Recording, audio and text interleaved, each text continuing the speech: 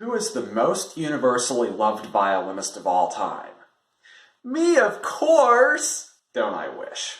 The real answer to this question, I think, is David Oistrakh. The thing that sets David Oistrakh apart from the rest is his special combination of seriousness and humility as a player and person. Now, there are plenty of other really good players out there, but Oistrakh has that special combination of traits that make him such a great character as well as violinist. When I watch and listen to him, I know his wholesome character.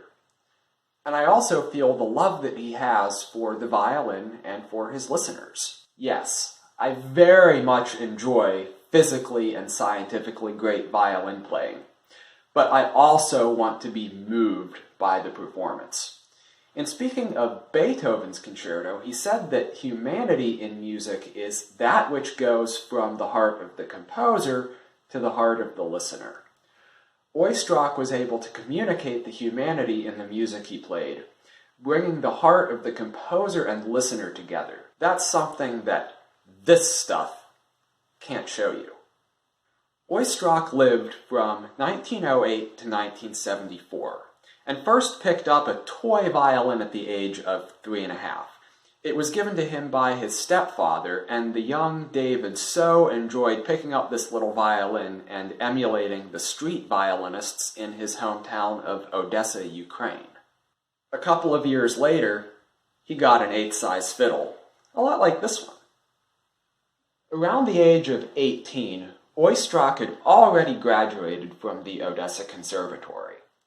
This would only be the start of a career that I would call interesting.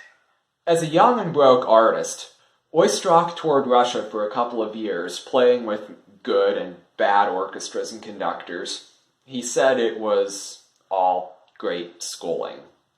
I guess the school of hard knocks is better than any formal education you can get. All within a few years, David Oistrakh, as a young man, got married, made his debut at the Leningrad Philharmonic, had a son named Igor, who was also a great violinist, and took up a teaching post at the Moscow Conservatory. Big things for a young man. The 1930s and 40s were tough times for Russians and Jews. And guess what? David Oistrakh was a Russian Jew. If you think politics are touchy, add music, nationality, communism, and religion in a pre-World War II Europe. This was a time when, if the government didn't like you, they would make you disappear to the great metropolis of who knows where. After the Russian Revolution of 1917, the Russian government dropped their formal anti-Semitic stance. This just meant that Jews were forced to assimilate into the new communist regime. Synagogues were seized, and the government tried to wipe Judaism and pretty much everything else to do with religion out of the country. The regime, they didn't care about people. All they cared about was their agenda and maintaining a positive image. As evil as the Soviet regime at the time was, they knew what an asset Oistrakh was to their image as a country. They were great about protecting those whom they valued and disposing of whoever constituted a threat to them. They just didn't care about anyone else. Eat, starve, live, die. They didn't give a hoot. Anyone they perceived as being able to further their propaganda was a good guy. Anyone else who went against them was a threat to be eliminated, usually in such a way as to make it not look evil. Oistrakh made playing appearances in absolutely deplorable, uncomfortable, and even dangerous conditions. He would play in temperatures that make my teeth chatter just thinking about them, in factories that were sweltering hot, and even on the front lines of battle for the soldiers, who were mostly Jews. Go figure! Oistrakh was awarded the Stalin Prize in 1942, which was an honor given to people, or even just individual works, for artistic work that furthered the Soviet Union or socialist causes, or maybe just propaganda. Oistrakh said, "I remain loyal to Russia, to the country, irrespective of who is in power." What politically correct words! It was probably words like this that kept him alive despite his religion. Was he really that dedicated to Russia? I don't know. I think his allegiance was more to his musical art than to his country. Remember what joy the violin brought the young David Oistrakh, even when walking was probably a relatively new skill for him. I just find it hard to believe that anyone could love a country that did such bad things as Russia before and during World War II. Oistrakh's tone is described as warm and powerful. Along with his stout figure, his hands and arms were built very heavily. It is said that his thick fingers, on the left hand specifically, helped him to create a warm, thick tone. Acoustically, I don't think this is really a thing for tone, but whatever. I think the quality of his sound comes from the sheer weight of his right arm that he could put so effortlessly into the violin. His left hand almost certainly pressed the strings very firmly into the fingerboard. And yes, that does help tone to give the strings a very positive stop for the Helmholtz corner, watch week 1's video if you haven't already, to reflect off of instead of just get absorbed into the finger. The thickness of his fingers probably also contributed to a very warm, round, and wide vibrato. As discussed in my video on tone, great tone comes from creating the Helmholtz vibration quickly and cleanly and sustaining it without interference. Many violinists and other string players do this successfully, but almost none of them are as great as Oistrakh. So that's definitely not the whole story on musical or string playing greatness.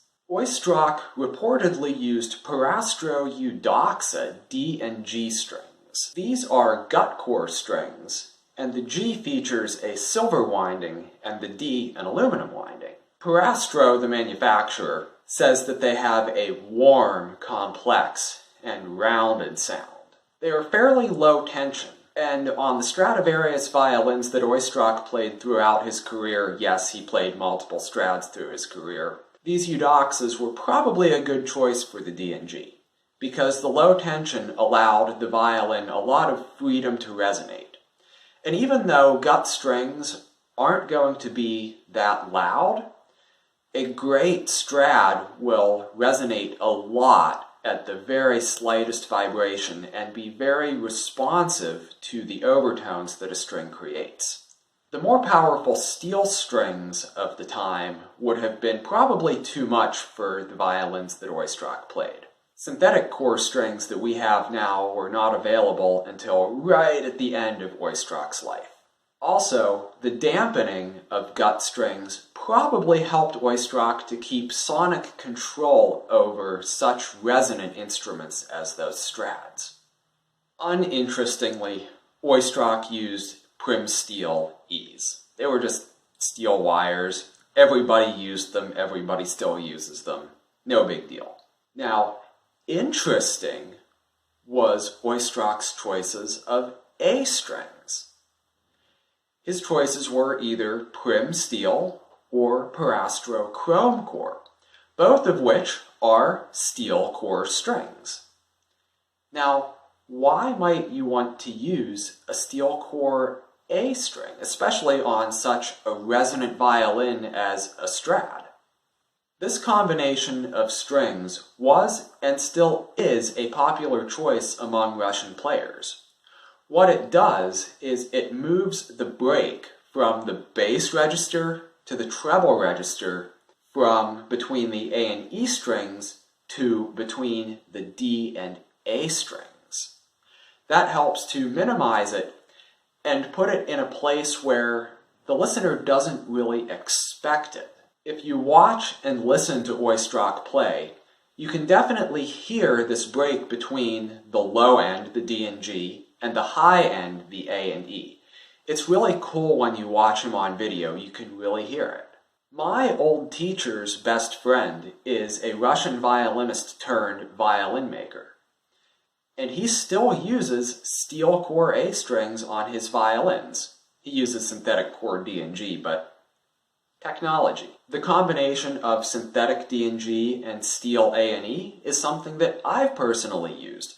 I don't have it on my violin right now because I had a really good synthetic A string that I just wanted to use and couldn't let go to waste. In my own experience, a steel A is more prone to sympathetic vibrations from other places in the instrument. That means if it gets hit with a frequency that it likes, it will resonate very readily. I find that this adds some extra ring to the whole range of the instrument, and I like that. It also adds some serious cutting power to the A string, which, hey, more power. Knowing David Oistrakh is all well and good. But what good is it if we don't learn from him as an example of a person and a player? He obviously had a thing for violin. For some reason, he took great joy in seeing and emulating the street violinists in his city. His stepfather was also an amateur violinist, so little David's early environment probably featured lots of violin. His passion for violin certainly runs very deep, and that is partly how he achieved true greatness. His appearances in uncomfortable and even dangerous situations certainly were not pleasant, but he wanted to share his violin. At least those on the front lines of battle in the factories knew that someone remembered them, and they probably very greatly appreciated that. Oistrakh's sound can't really be quantified scientifically. Everyone agrees that his sound and his playing are very warm, and the D and G strings that he used especially, they make a very warm sound. But the real warmth comes from his heart and the humanity in the music that he plays, bringing the composer's heart to the listener's heart.